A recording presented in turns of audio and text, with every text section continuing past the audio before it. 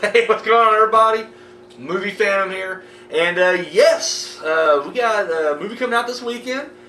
Plus, we'll do some mini reviews for some of the new releases I have watched recently. So let's get right into it. This weekend, opening up wide, is The Forest, where one half of a twin senses that her other twin is in trouble, and it turns out she goes to the suicide forest of Japan, probably to commit suicide, and she goes to save her. Okay.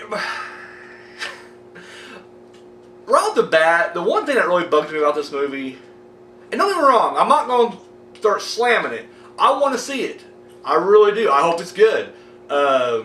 And I will eventually check it out. My problem is, I think it has really good marketing, but the end of the movie, the end of the trailer, you notice it has like the Google search engine, and it's like the forest, and then the forest is real, and forest, suicide, forest or whatever. It's like, Google it yourself. Now I don't know if this is legit. Like, I have honestly never heard of the suicide forest until this trailer came out. I haven't been to Japan in a while, so I don't know what's going on over there. And if it's a real thing, I mean, I'm not saying it's cool, but good. Like, I hope it does have some kind of actual legend to build off of. Not saying it's supernatural or anything like that, but maybe there is like some kind of like forest where it just became the cool thing to go and off yourself in. The reason it bothers me that it's at the end of the trailer, though, where they're kind of daring you, like, you don't believe it's real? Go check it out. Here, Google it. They're showing you how to do it.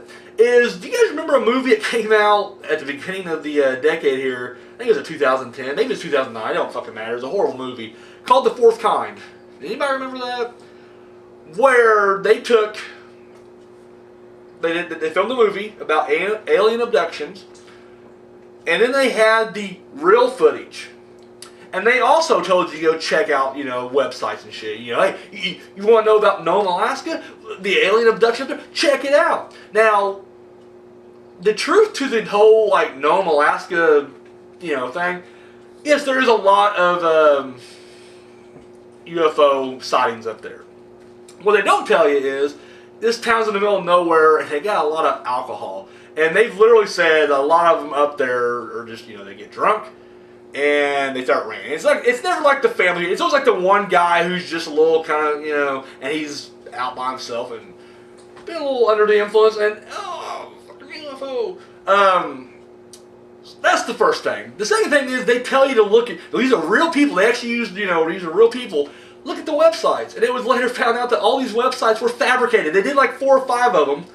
Made sure that they would pop up whenever you typed into a search engine, because those would be the first 5 you'd see. Like, oh shit, there's at least 5 different websites from 5 different, whatever. This has got to be legit. And it wasn't legit. So whenever I see this as like part of their promo is like, go ahead and Google the forest, the suicide forest in Japan. I'm like, is it real, or is this like a marketing ploy from, whatever the fucking company, Sony or Fox or whatever, who are the fuck's doing the forest? Is it just like their marketing scheme? That said, another thing is, January's always been a month of horror. It always has been. There's nothing really out right now except for Oscar bait that just didn't quite make the cut. The movies that are nominated for Oscars are getting like, a wider release. And then you just kind of get the dumping ground. You get like bad comedies and The Green Hornet. I like The Green Hornet, but it was a January movie. You get movies that just are typically just, here you go. And I feel like this is that. This is literally going to be a generic horror film. I don't want it to be. I want it to be scary. I want it to be good. I want the story to be decent. I'm watching the trailer, and this looks very mediocre to me.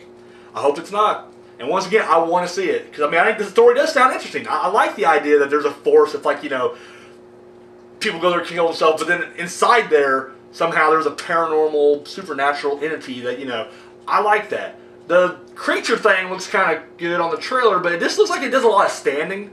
They show the fucking creature anti-ghost thing a lot. And it's just always standing there. It's standing behind her. It's standing on a riverbank somewhere. It's standing in the bathroom. It ain't doing shit. It's just standing there. I'm sure it'll be creepier when you watch it.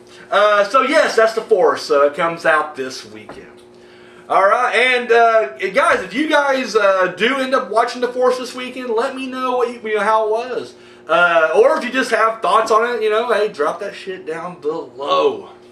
Alright, so let's get to some of the new movies I've been watching. Man, I'm not gonna lie, this past 2 weeks has just been we've been moving the shit up. I'm not gonna lie, we've been tearing it up hardcore. So up first, I will talk about The Final Girls. You guys know the plot. A young girl and her friends get sucked into a movie, and they are actually in the slasher itself. I really dug this movie. I thought it was fucking great. My only complaint, and this is a minor complaint, and I know when I say it, it looks like I'm dwelling on it, and I kind of am, but it doesn't take away from the movie. I just wish it would have been rated R, and I wish it would have been a hard R, because I would have loved to see more gore, more tits. There was no tits at all. And I'm like, you're clearly in a movie that, whatever, but to me, it would have been a hard R if it would have been, more like that. I think it would have actually benefited the movie, but doesn't take away from the great writing. I thought the idea was brilliant. Totally original, concept. I thought it was really great. I mean, I guess, it kind of didn't stay tuned, but this is horror, so, it's our home turf right here. So, the little things, I loved, the flashbacks. I mean, it's all shit I'm saying that's in the trailer, so I'm not giving anything away. The flashback, it morphs back into like this black and white thing. I just love that whole thing. They're driving, and of course there's, I forget the year, but it's like 1958, and then car hits it and just fucking shatters. But that was great. I love that kind of stuff. Love the dialogue. I love everything about it. The girl. I won't say too much. Anyway, it's really good, but it's very touching. The story in this, once again in the trailer, the young girl who is the chick from American Horror Story. I've only seen the first season. I know she does more beyond that, but she was in the first season of American Horror Story. She has like 2 weird fucking names, like Tamaria Flaminga? Teresa? I don't know her fucking name. American Horror Story girl. Anyways, she loses her mom, and it's kind of recent, actually. I mean, because I thought like she lost her at very young, and no, like she loses her like a year or so before this movie comes out, or sorry, before they get sucked into the movie. But she was a small-time movie star. She did a lot of TVs like that, but she did this slasher movie, which is kind of pretty much Friday the 13th back in the day. So now they get, on the anniversary, they get sucked into it. And I thought the story, when she, because it's like her way of trying to reconnect her mind, and in a way, she feels like she can save the character, because they do alter the movie. At first they think like, you can't change it. Everything's going to be set in stone. But as the movie progresses, it gets real, and they actually got fight for their lives, and characters who normally make it in the movie, they get wiped out, and they're like, holy shit! So everything, it's all the cards are on the table, anything goes at this point. And so she has this very emotional, like, if I can save my mom, even though she it ain't gonna do nothing, bring her real mom back, if she can save the actress, or the character. And I just thought that was a very damn good. I don't know. It had an emotional core to it. It made you kind of feel it. I like that, But the comedy's there too, dude. Adam Devine, Jack Black. I'm gonna call him Jack Black because the guy basically is Jack Black. Dude, his character is fucking hilarious. I love that character, and he's he hams it up on the trailer, but it's just great. I definitely love that. So, Final Girls, big thumbs up. I really dug it. Like I said, my only complaint was I wish it would have been bloodier, and I wish we would see some more titties. R, just give me a hard R. Oh, and it has the chick from, and she has another weird name. I might want to try, but the girl from Arrested Development's in it. Maybe, brilliant. Fucking love that girl. That's another thing. I won't say nothing. Okay, yeah. But there's a scene with her and another girl, and it's just it's a very. I applauded. I was like, I mean, it loud, but inside I was like, I don't know. Great movie. I highly recommend it. Next is I Spit on Your Grave. Vengeance is Mine. The third in the new I Spit on Your Grave series. Yeah. This one is because. The first one you had Jennifer Hills, and then I don't know who the girl was in part 2, but part 2 is pretty much just revamping 1. Now, we touched on this back when it came out. I was not a fan. I love the first one, or the remake, or whatever.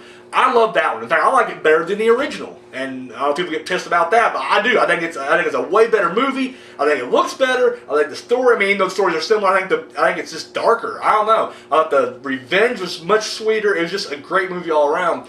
Part 2, I didn't care for. I just thought it was just a retread of what we saw, and it wasn't even that brutal. It was just like, and I'm not just talking about. In fact, they seem like they focused more on the rape in Part 2 than the actual revenge. Whereas in the first one, they focus more on the revenge aspect of it than the rape. And I just felt like, I don't know, didn't care for it. Didn't care for it. But Part 3, Jennifer Hills is back. She has changed her name, and she's trying to move on with her life. And what happens is she joins these, what the hell is that? My God. Anyway, she joins a support group because, she's still kind of traumatized by, this past experience. And so within joining this support group, she meets a friend and everything like that. However, her friend, I'm not going to try to get too much away, but her friend gets attacked, and then she goes like Death Wish Bronson on him, and she goes like, she decides to take it, the law back into her own hands. This movie I thought was really good too. My biggest complaint with this movie was I thought it was going to go one way, and then her character kind of goes this way. And I don't want to say too much, I don't want to give anything away. There's a movie that I watched recently, and it's an old movie, it's from like the 70s, called Rape Squad. And basically it was all these women who were raped, and they were in a support group as well. And they did, they say, fuck it, we're going to, get, these scumbags together, and we're going to take them out. And I thought it was going to go that direction. And I was really, and in a way it does, but the character, the main girl, Jennifer, I don't know, I didn't like the way they handled her psychology. She kind of mentally breaks down. And I'm not saying like, I don't know what I'm trying to say here because I don't want to give anything away. The first movie, at the end, and I'm not trying to get on the whole in real life debate, but in the movie, I think it's completely justified. She gets every one of these fuckers in the end, kills them all. And then in this movie here, whenever when she starts kind of taking people down, it's justified. But then it kind of goes where you're just like, wait, what? Are you just fucking going crazy? And I didn't like that. I don't want her to go kill crazy. I mean, she has a purpose, I feel like. And here, just kind of, I don't know. Watch it, and if you want to get more in depth, hit me up on Facebook, and we can have a full-blown conversation about it. But other than that, up until, the last third of the movie, I thought it was really good. I guess it's not really horror, even though the I Spell Your Graves are always kind of thrown in that horror section. This was definitely more like crime thriller, it felt like to me. But it's still damn good. So I definitely, highly recommend it. Up next, we got Sinister 2. Man, everybody's just taking a big fucking shit on this movie. Like, everybody's literally just taking Sinister 2, pulling it out of the can, and then sitting on top of it and just taking a dump on it. Loved it. Fucking loved it. In this one, it's a woman and her 2 kids. They move into a cursed house. We all know what the cursed house is. And you got Deputy So-and-so back. And I will kind of spoil this. They never release his name. He's still Deputy So-and-so, and it's fucking great. Excuse me. And he realizes, he's trying to get him out of the house, or not trying to get him out of the house. He's trying to protect him from, we keep uncovering more about the Bagul mythology in this movie, and I love that. I don't know. With this number, I don't really want to give anything away. There's minor things, but I don't really want to say what they are because they are definitely big spoilers. But I thought the drama in this was great. That's one thing I thought was really good about the first one. To me, it had, aside from the horror, it had really good drama. Well-developed characters. It had the same thing in this one. I thought the kill films, because in the first one, Ethan Hawke finds the box, and it has all the little film reels, and they're the murders of the, we all know this. I thought the kills in this one was so much more epic. Like, I just thought that they were much better. Twisted. I'll just hit the ones that you see on the trailer. The alligator, Tond, fucking awesome. And then the rats, they put, the fucking buckets on the chest, and they put the coal, or they had the rat in the bucket, and then the hot coals on top, and then the rat has dude, insane. Now this one, it ended in a way, and not giving anything away because we all know horror movies, will end in a way. Okay, I won't say no more. That's another one. You want to talk to me about this movie? Hit me up on Facebook, and we will chat this movie up. But I really dug it. I'm a big fan of this one, and I think it's unfairly getting shit on because I don't get the complaints. I really don't. Everyone's like, it's just more of the same. Like, it's totally not. The storyline is actually building upon. Like, that's what sequels do. A good sequel will build upon what the first movie did. That's what this is doing. But everybody's just like, eh. So. I don't know. I really don't. And then the actor, I can't ever pronounce her name either. I'm horrible with names, guys. I'm really sorry. The mother, though, I normally do not like her in anything. She was in the remake of One Missed Call, which was... she did Rules of Attraction, which that movie was... Anyway, I've seen her in so much stuff, and she always fucking sucks. Knight's Tale with Heath Ledger. Good movie. She was... So I was just like... She was in this, I'm just like, ugh. And I thought she did really good in this one. Like, I don't know, I dug it. So, big thumbs up on that. And finally, I'm sorry, I know it's a long video. Thank you for sticking around. The last film is Tales of Halloween. We got a Halloween anthology series here, which they all, they're not, it's almost like they're kind of connected. You see certain characters in each of them, but it's not quite as tightly woven as Trick or Treat was. But you do get the sense this is all in one night. You got Adrienne Barbeau as a DJ, which is, kind of cool because she was DJing on The Fog. And she's kind of our host, if you will, throughout these tales. And it's just really reminded me of like ABCs of Death or even like a VHS. And just because they're so recent, I know you want to make that comparison to Trick or Treat right off the bat, but to me it felt more like one of those movies. But a better one, because those movies I thought were very hit or miss. Varying from segment to segment, they were just uneven. And that's the problem when you have multiple directors. See, Trick or Treat worked really great because it was just one guy. One dude with his vision and his feel. And it was, even though there were multiple stories that are interconnected, it's all even. It has a very, whereas when you get multiple directors on the camera and they're all, putting in their own, segments or whatnot, it can be very this. And if they're really shitty, it really kind of hurts the overall film. This one, I felt like they all worked. Now, I'm not saying that every story was great. There's one that involves a witch that it wasn't bad, it just wasn't great either. But to me, the standouts for her, you had a segment with a killer pumpkin. I'm not making this up, it's a pumpkin on the loose. Fucking great.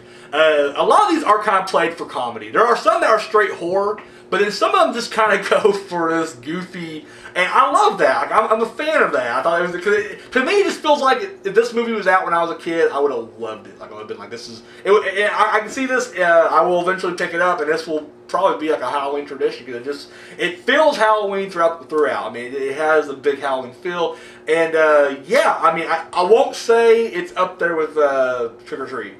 Because to me, right now, that's the ultimate of aside from the movie Halloween, as far as like holiday themed horror goes, god damn it, that's up there. Trick or Treat is up there, and it's not as great as that, but it's damn good.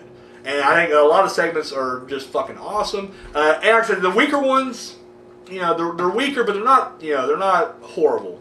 They're not like I said, ABCs of Death. As much as some of the segments were awesome, it suffered from a lot of just garbage. And this one, no, there's no garbage. It's all above average here. So, highly recommend that as well. All 4 movies I watched, I would say check out. So guys, if you have seen any of these movies, let me know. Drop it down below. If you disagree, I'm okay with that. If you're like, Sinister 2 is a piece of shit, and here's why, boom, drop it. I'm down with that. So, alright guys, that's it. I'm out.